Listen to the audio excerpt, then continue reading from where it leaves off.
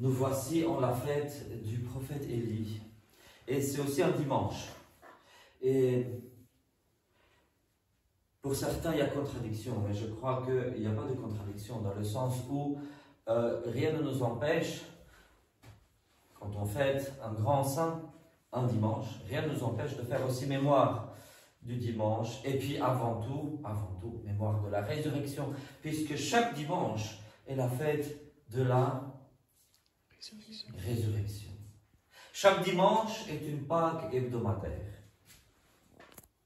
Alors, les dimanches ordinaires, vous me voyez vêtu de blanc pour cause de la résurrection.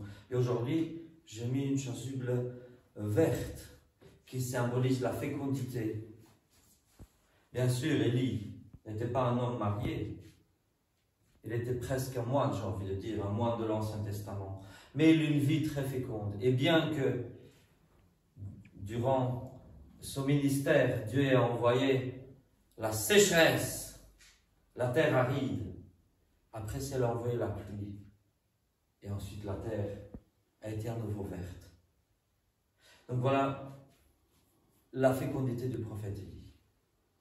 Qui était Élie et pourquoi est-ce qu'il faut le fêter? Pourquoi est-ce qu'on peut le fêter? Et puis pourquoi est-ce qu'on devrait le fêter? Et qu'est-ce qu'il nous enseigne en fait, somme toute? Je commencerai par dire une chose. Je suis en train de préparer un article pour une revue sur les sobriquets qui sont devenus des prénoms. Parce qu'il y a quelques saints dont on ne connaît pas le vrai nom, mais ce n'est que le sobriquet qui a survécu. Et probablement Élie était l'un d'eux. Très probablement, il a dû porter un nom très courant de son temps, un nom hébreu très courant de son temps, mais qui n'a pas été retenu par la tradition. La tradition a retenu ce que lui proclamait. El Yah, c'est-à-dire que El, Dieu, Yahvé. Yahvé est le Dieu. Le seul Dieu, c'est Yahvé. Pourquoi tout ça? Parce que quand Élie, prophète de l'Ancien Testament, quand Élie a prêché en Israël, il y avait Akab, le roi Akab. Et le roi Akab adorait l'idole Baal et l'idole Astarté, et puis d'autres idoles. Et Élie s'est insurgé en disant Yahvé est le seul Dieu. Elia. Ce que Élie a proclamé de sa bouche a dû de rester comme sobriquet. Et c'est quelque chose d'intéressant. Baal n'est pas un vrai nom non plus. Baal signifie Seigneur. Alors pourquoi est-ce qu'Élie n'a pas dit oh, ben en fait, vous qui adorez Baal, ben en fait, vous adorez le Dieu d'Israël. C'est le Seigneur, hein, de toute façon, on est le Seigneur. Et il ne suffit pas qu'il y ait le même mot, la même signification. Il ne suffit pas de ça. Il faut que celui qu'on adore soit exactement le même. Je m'explique. Vous avez peut-être lu que Paul, en arrivant à l'aréopage, dit aux Athéniens, regardez, vous êtes religieux, vous avez érigé même une statue au Dieu inconnu. Ah, c'est celui-là, le Dieu inconnu que je suis en train de vous prêcher. Donc, Paul identifie le vrai Dieu avec ce que les Athéniens appelaient le Dieu inconnu. Mais Élie ne fait pas ça. Élie ne dit pas, bon, Baal, Yahvé, bon, c'est des noms différents. Non, mais quel était le problème de Baal? Le problème, c'est que, pour ces païens, et les Hébreux qui les ont imités, il y avait un principe masculin et un principe féminin. Baal était le principe masculin et Astarté était le principe féminin. Et c'était un dieu et une déesse, une dyade. Non pas une trinité de personnes d'une même substance, mais une dyade de deux personnes, de substances différentes, de natures différentes. Alors de nos jours, il y a d'autres païens, je ne sais pas les appeler autrement que païens, qui nous prêchent deux natures différentes, une mâle et une femelle. Pour eux, il n'y a pas une nature humaine. Pour eux, il y a deux natures différentes, la mâle et la femelle, qui soi-disant sont tellement différentes. Tellement différentes. Alors pour qu'on les croie, Ils vont, les petites filles depuis toutes petites, les faire entrer dans le moule. Regardez après ça, ils vont dire, regardez les petites filles, elles ne sont pas comme les petits garçons.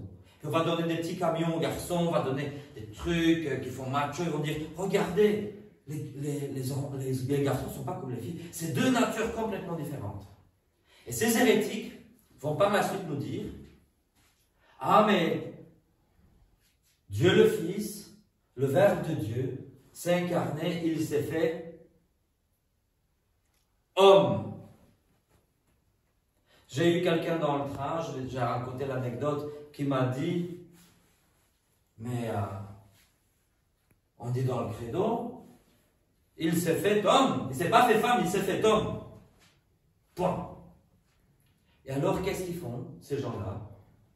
Ils nient la moitié de l'incarnation. Et en niant la moitié, ils nient tout. Parce que quand je veux, si quelqu'un est tombé dans un puits et je veux le relever, je lui jette une corde et je dis, ah, je te sors du puits qu'à moitié.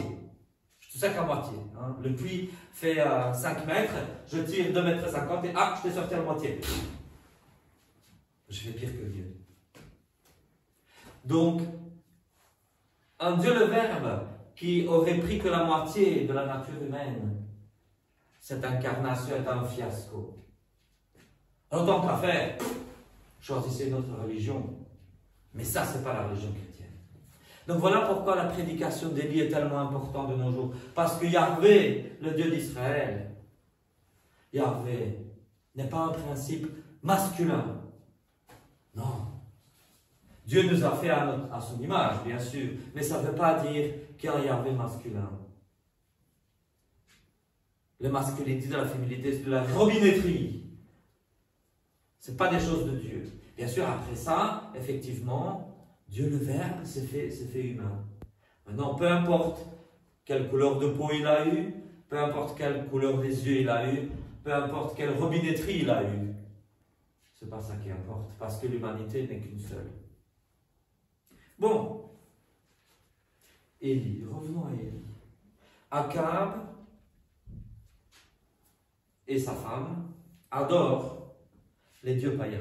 Ils les introduisent même dans le temple de Jérusalem. Et Élie, il dit, Seigneur, je suis le seul prophète.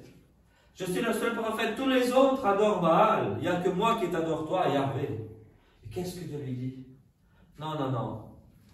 Il y a 50 autres personnes qui n'ont jamais plié le genou devant Baal.